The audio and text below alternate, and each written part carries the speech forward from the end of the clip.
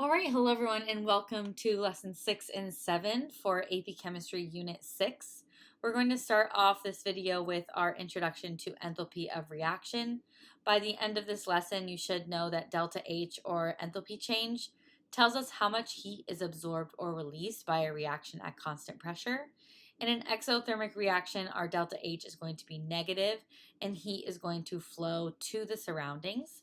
In an endothermic reaction, our delta H will be positive and heat is going to be absorbed from the surroundings. This heat change occurs because reactants and products store different amounts of chemical potential energy in their bonds, and breaking and forming bonds is going to change that stored energy, which is going to show up as a temperature change. Every chemical bond stores potential energy, and different arrangements of atoms store different amounts of that energy.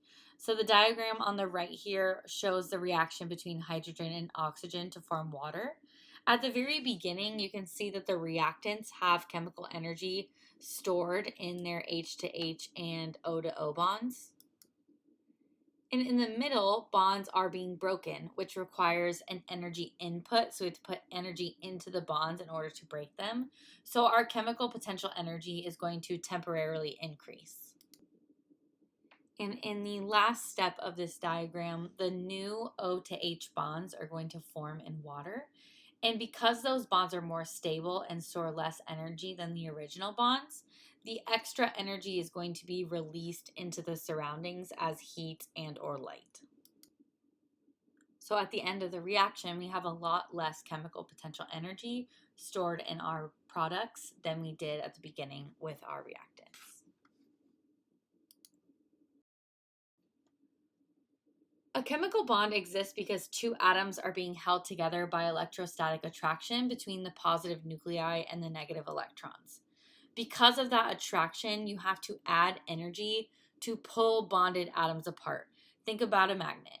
You have a positive and negative end. When they're together, it's a very strong attraction, but in order to pull those magnets apart, you have to put in energy. Same concept. Breaking bonds is going to be an endothermic step because you have to put energy in to break that bond. On the other hand, when two atoms form a bond, they become more stable and lower in potential energy, so that when you have that drop in potential energy, that extra energy doesn't just disappear, it has to go somewhere. So it's released as heat or light to the surroundings. So big important concepts here are that breaking bonds is endothermic and forming bonds is exothermic.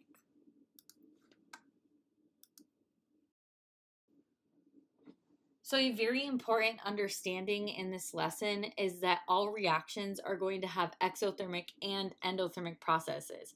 Because remember, for reactants, when we are breaking those bonds of the reactants, that's our endothermic process.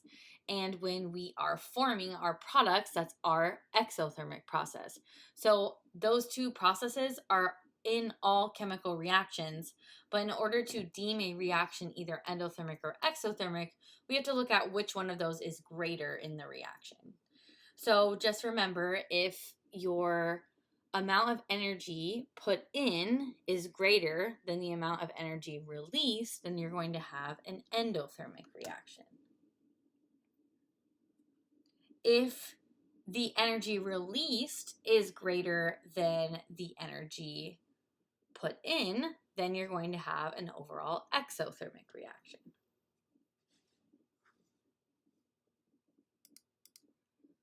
These energy diagrams might help you to understand this process a little more.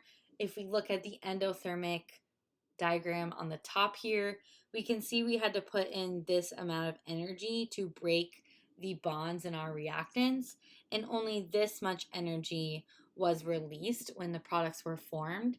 So you can see we put a lot more energy in, so this is our delta H here. And because we had to put more energy in, that's going to be positive, which is endothermic. And then on the bottom diagram, you can see we put this much energy in to break the bonds of our reactants, but this much energy was released when our products were formed. So you can see we released more energy than we put in, which means we had a negative change in energy.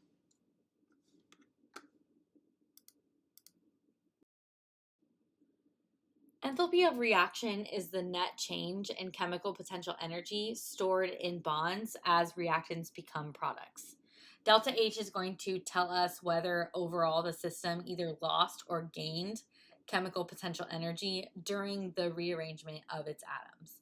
So remember, if you have a positive delta H, you automatically know that that reaction is overall endothermic, which means your products are going to have a lot more energy than your reactants. And then if your chemical reaction is a negative delta H, that means you have an exothermic reaction. So products are going to store less energy than your reactants because energy was released.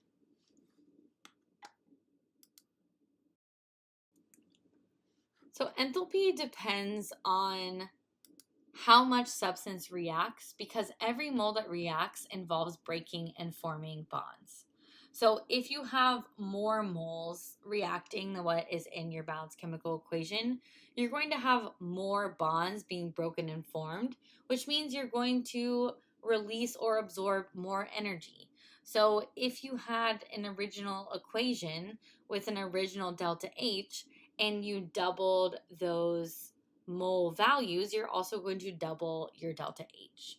Same goes in the opposite direction. If you have fewer moles reacting, that means you're going to have less bonds being broken and formed, which means you're going to have less energy released or absorbed. So if we had a chemical equation and we reduce the amount of moles by half, we're also going to reduce the total enthalpy by half as well. So let's look at an example. It says, what would the enthalpy of the reaction be if 4 moles of H2S and 6 moles of O2 reacted in the equation above? So we can see that we're starting with 2 moles of H2S and 3 moles of O2, and all we did was double those values.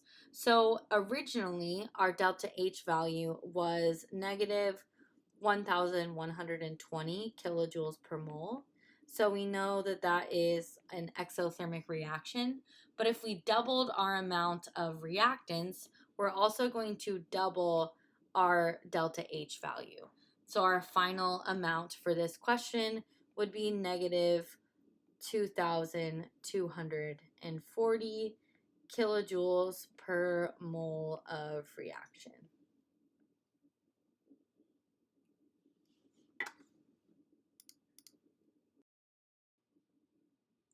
And on our last slide, you saw that our reactants were simply doubled.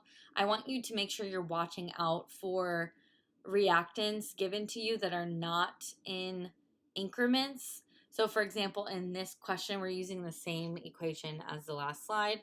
But in this question, we have 4 moles of H2S and 9 moles of O2. So you can see it's not a proportional increase. So we need to make sure we know which one's the limiting reactant.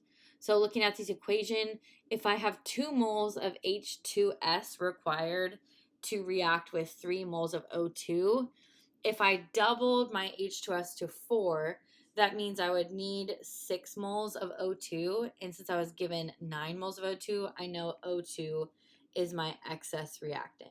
So I'm really just focusing on that amount for H2S, which is 4 moles. So our answer would be the same as the last slide, which is negative 2,240 kilojoules per mole of reaction.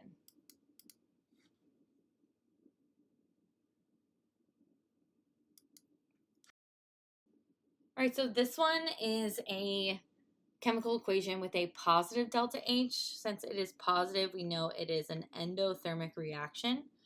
It's saying what is the amount of heat absorbed when 1 mole of CO reacts with excess C. So we know carbon is our excess reactant, so we're really focusing on this carbon monoxide here. In our original equation, we have 2 moles of carbon monoxide, but in the question, it's stating that there's only 1 mole of carbon monoxide. So since that is half, we will be dividing this number by 2, which means we also divide our delta H by 2. So our new delta H for the reaction is going to be 63.2 63.65 kilojoules per mole of reaction. However, we were given 3 sig figs for our original question, so that means our correct answer with sig figs is 63.7.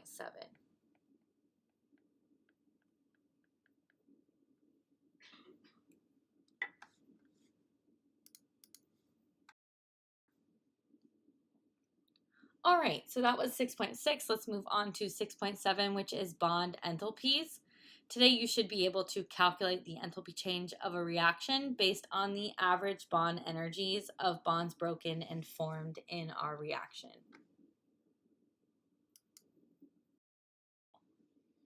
In lesson 6.6, we learned that reactions involve breaking bonds and forming new ones, and that the balance between those two processes determines whether a reaction is endothermic or exothermic. Bond enthalpies is just going to put numbers to that same idea. So a bond enthalpy or bond dissociation energy tells us exactly how much energy is required to break a particular bond in its gas phase. So any reaction, we can think of delta H as coming from two parts: the energy absorbed to break the bonds in the reactants and the energy released when new bonds are formed in the products. So the stronger bonds have higher bond enthalpies or energies, so they take more energy to break and also release more energy when they form. And if you ever have to work with dissociation energy trends, it kind of goes with what we've learned with Coulomb's law and other concepts in AP chemistry. If you have more bonds, you're going to have stronger bonds, which means they're going to hold more energy. So if I have, looking at these carbon to carbon bonds on the bottom here, if I have a single carbon to carbon bond versus a triple carbon to carbon bond, my triple bond is going to hold a lot more energy than the single bond. Same goes with more electronegative atoms. The higher the electronegativity, the stronger the bond, which means the more energy it will hold. So here we have carbon in all three bonds, but the difference between these three is the electronegativity, and we are increasing as we go to the right. So you can see the higher the electronegativity difference, the stronger the bond and the more energy it can hold. And same goes with radius as well, thinking back to Coulomb's law. The smaller an atom is, the closer it is to its nucleus, which means the stronger pull it has. The stronger pull something has, the more energy it can hold in its bond.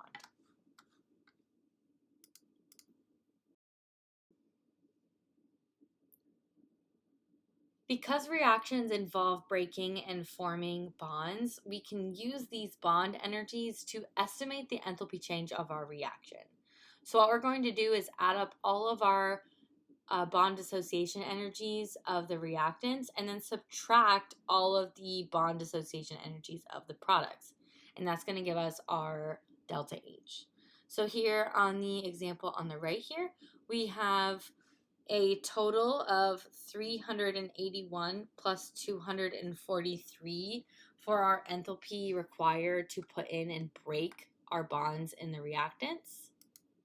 So that's 624 kilojoules per mole put into the reaction.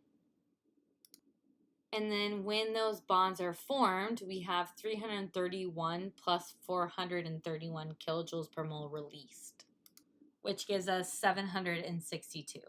So when we take those numbers, 624 minus 762, we get an overall delta H of negative 138, which is an exothermic reaction. And we can tell that because when we look at these two values, our energy released is much greater than our energy put into the system.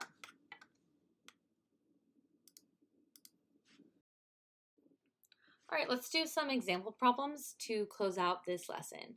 So it says, what is the change in enthalpy for the reaction below? We have H2 plus O2 reacts to form H2O2. Now, when we are doing these types of problems, it's very important that you know how to visualize these molecules so you know how many of each bond are in each substance. Now, this one's pretty straightforward, but I am going to help you draw it out so you can kind of see what I mean. We have H2, which is an H to H single bond, And then we have O2, which is an O to O double bond. And then for our reactants, we have H2O2, which is an O to O single bond in the middle, and then an O to H bond on either side. So now, actually visualizing our bonds, we can go ahead and add up our bond dissociation energies for our reactants and our products. So let's start with our reactants, or the bonds broken. For an H to H bond, that is 432 kilojoules per mole. And for an O to O double bond, that is 498 kilojoules per mole. So total, that is going to be 930 kilojoules per mole put into the reaction. And then looking at the other side, the amount released, we have one O to O single bond, which is 139 kilojoules per mole. And then we have two O to H single bonds, which is 463 kilojoules per mole. So total, that is 1,065 kilojoules per mole released. So just looking at these two numbers, we can see we have a lot more energy released than we do being put into the equation. So we know this is going to be an exothermic reaction. However, we're going to go ahead and calculate this number. So delta H is going to be our bonds broken, which are the reactants. So that's 930. Minus our bonds formed, which are products. That's going to be 1,065. So our final answer will be negative 135 kilojoules per mole.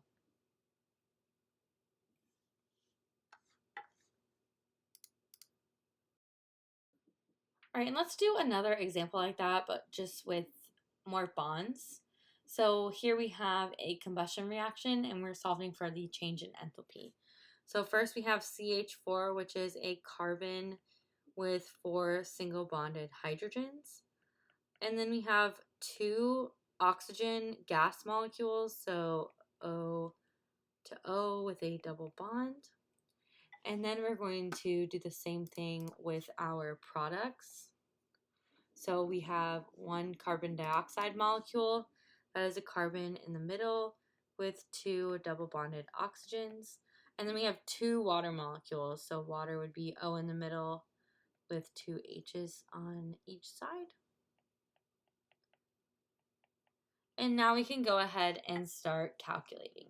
So for our reactants, we have 4 C to H single bonds.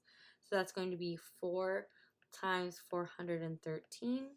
And then we have 2 double bonded oxygens. So 2 times 498. So that gives us 2,648 kilojoules per mole absorbed. And now we're going to do the same thing with our energy released.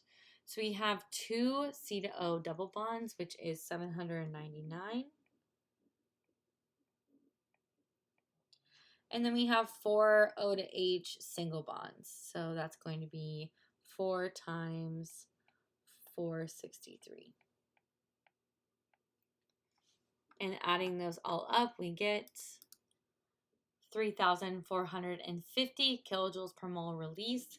So in order to solve for delta H, that is going to be bonds broken minus bonds formed. So that is 2,648 minus 3,450, which is going to give us our final answer of negative 802 kilojoules per mole, which is an exothermic reaction.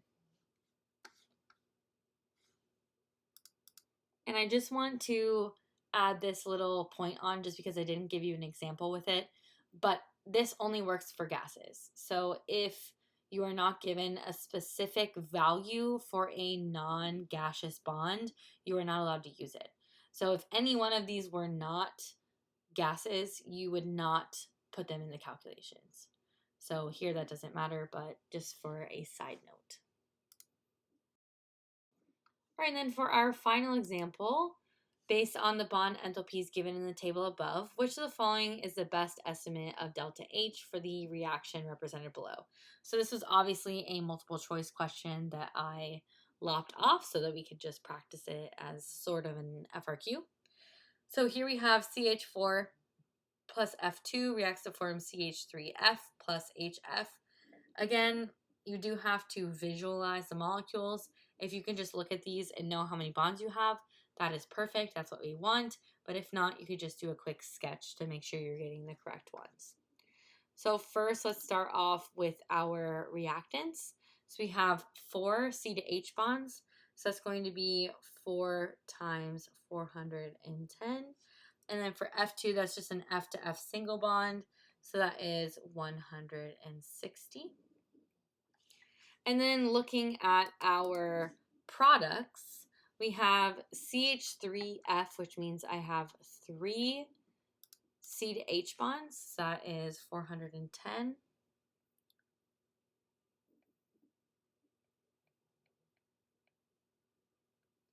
And then I have a C to F bond, which is 490.